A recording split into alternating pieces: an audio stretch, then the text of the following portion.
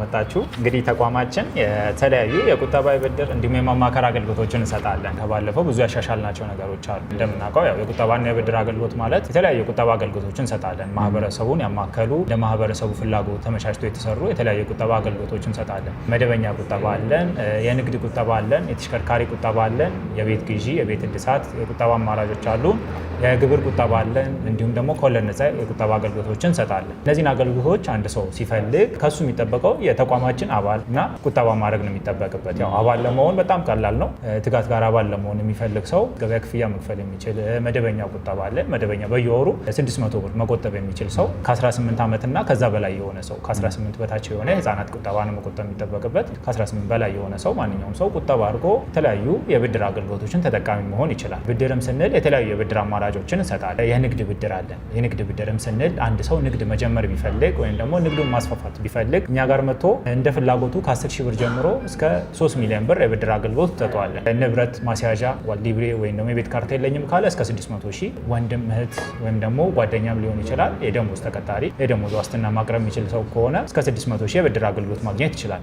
እንዲሁም ደግሞ ከ600 ሺህ በላይ እስከ 3 ሚሊዮን ሲሆን ደግሞ ዋስትና ንብረት ዋስትና አድርጎ እስከ 3 ሚሊዮን ብድር ወስዶ ንግዱን ማስፋፋት ይችላል። መኪና መግዛትን የሚፈልጉ እንግዲህ አብዛኛው ወጣት ህልም መኪና ባለቤት መሆን ነው። ያንን ህልማቸውን ደግሞ ለመደገፍ እኛ እስከ 6 ሚሊዮን የብድር አገልግሎት እንሰጣለን። አንድ ሰው መኪና መግዛት ሀሳብ ካለው እስከ 6 ሚሊዮን ብር ብድር ማግኘት ይችላል።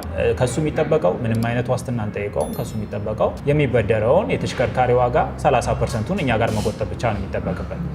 30%ቱን እኛ ጋር ከቆጠበ ቀሪውን እኛ ሞልተን የመኪና ባለቤት እናደርገዋለን ማለት ነው።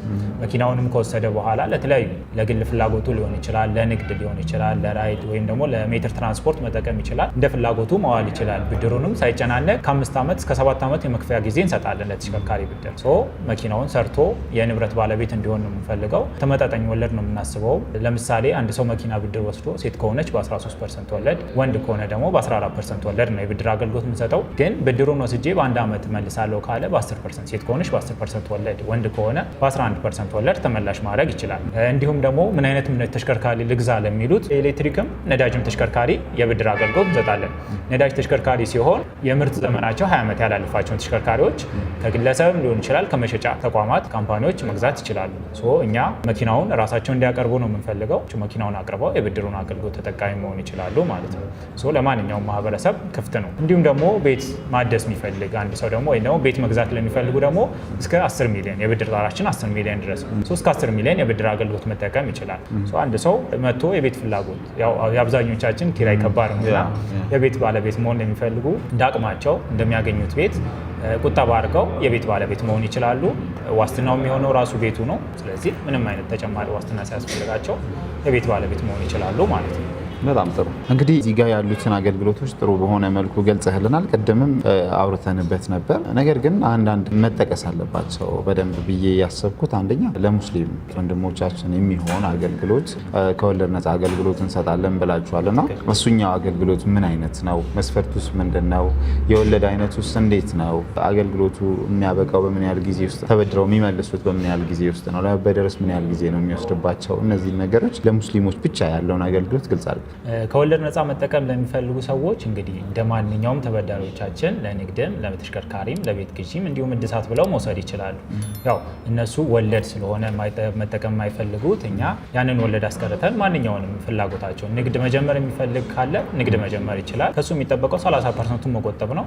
ብድሩንም ከወሰደ በኋላ ወለድ አናስብበትም። የአገልግሎት ክፍያ ብቻ ከፍሎ እየከፈለ ብድሩን መቀጠል ይችላል ማለት ነው። ብድሩን ወስዶ ብድሩን ተመላሽ ከሆነ ካረገ በኋላ ለመኪና ከሆነ መኪና ባለቤት መሆን ይችላል። ለቤትም ከሆነ ቤት ግዢ ማድረግ ይችላል። ለሁሉም ሰው ክፍት ነው ስልም ለሁሉም ሰው ከወለድ ነፃ ከሆነ መጠቀም የሚፈልገው ከአገልግሎት ክፍያ ብቻ ወለዱ ላይ ተጨማሪ አገልግሎት ክፍያ ይኖረዋል። ያንን ከዛ ጋር አንድ ላይ አድርጎ ብድሩን ተመላሽ ያደርጋል ማለት ነው። ይህን ይመስላል አገልግሎቶቻችን። መመለሻ ጊዜውም ተመሳሳይ ነው እንደሌላው። ለምሳሌ አንድ ሰው 3 ሚሊዮን ከወሰደ ነዳጅ መኪና ከሆነ ከ7 ዓመት መመለሻ ጊዜ እንሰጣለን። ኤሌክትሪክ መኪና ከሆነ ከገዛ ደግሞ እስከ 5 ዓመት መመለሻ ጊዜ እንሰጣለን። ቤትም ከሆነ እንደዛው 8 ዓመት መመለሻ ጊዜ ነው ለመደ ለመደበኛው የምንሰጠው ከወለድ ነፃም ለሚበደረው 8 ዓመት የመመለሻ ጊዜ እንሰጠዋለን። በጣም ጥሩ። እንግዲህ እነዚህን አገልግሎቶች ጊዜ ገደብ ቁጠባም የሚያደርጉ ይኖራሉ እና የኢንትረስት መጠኑ እናንተ የምታስከፍሉት የወለድ መጠን ዝቅተኛው ስንት ነው?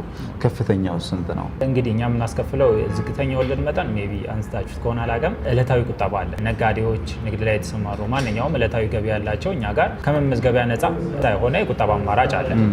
ከ100 ብር ጀምሮ አንድ ሰው ቁጠባ አድርጎ ብድር ደግሞ ሲፈልጉ እስከ 200 ሺህ የብድር አገልግሎት እንሰጣለን። እስከ 200 ሺህ ብድር ሲፈልግ አንድ ሰው ያንን ሲወስድ ተመላሽ የሚያደርገው በቀን ነው። ለዛ ብድር እኛ የምናስበው 3% ወለድ ነው። በ3% ወለድ ብድሩን ተመላሽ ማድረግ ይችላል። መነሻ ሚኒመም ወለዳችን 3% ትሆናለች ማለት ነው። ከፍተኛው የሚባለው 15% ነው። ከዛ ውጪ ለወንድ ሲሆን ይለያያል ወለዳችን። ለሴት ሲሆን 1% ከመደበኛው ይቀንሳል። ለንግድ አንድ ሰው ቢበደር ቢፈልግ ሴት ከሆነች በ12% ወለድ ነው የምንሰጠው። 3 ሚሊዮን ብትበደር 1 ሚሊዮን ቢሆን 100 ሺህ ብትበደር በ12% ወለድ ተመላሽ ማድረግ ትችላለች። ወንድ ከሆነ ደግሞ በ13% ወለድ ለንግድ ሲሆን፣ ምክንያቱም ንግድ ለሚጀምር ሰው ስትረስ እንዳያደርገው ወይም ደግሞ እንዳያጨናንቀው፣ ንግድ መጀመር ከባድ ነው እና እንዳያጨናንቀው ሰርቶ መመለስ በሚችልበት መጠን ወለዱ እንዳይከብደው በ12% ለሴት ለወንድ ደግሞ በ13% ወለድ ብድር ማግኘት ይችላሉ ማለት ነው። ለመኪና ሲሆን ደግሞ ለሴት ሲሆን 13%፣ ለወንድ ሲሆን 14% ወለድ ይኖረዋል። ለቤትም ሲሆን እንደዛው 15 እና 14% ወለድ ይኖረናል ማለት ነው። ሚኒመሙ መነሻ ወለዳችን 3% ይሆናል። በጣም ደስ ይላል። እሺ ቀጣዩ እንግዲህ እነዚህን አገልግሎቶች እናንተ የጠቀሳችሁትን አገልግሎቶች የት ማግኘት ይቻላል? እንደ ሀገር ወይ ደግሞ እንደ አዲስ አበባ? ትጋት ቅርንጫፎች በአዲስ አበባ 9 ቅርንጫፎች አሉ።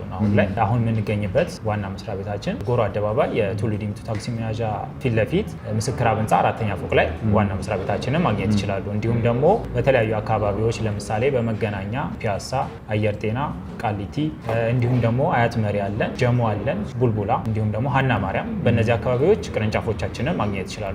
ማንኛውም ሰው በሚቀርበው በአካባቢው ባለ ቅርንጫፍ ሄዶ ከበቂ ባለሙያ ምክር ጋር አገልግሎታችንን ማግኘት ይችላል። ማህበራዊ ሚዲያዎቻችን ላይ እንግዲህ ሁሉም ላይ ተሳታፊ ነን። እንግዲህ ትጋት ቁጠባና ብድር ብለው ቢገቡ በቲክቶክም ቴሌግራም ላይም እንዲሁም ደግሞ ፌስቡክ ላይ እንዲሁም ሌሎች የማህበራዊ ሚዲያ አማራጮች ላይ ያገኙናል።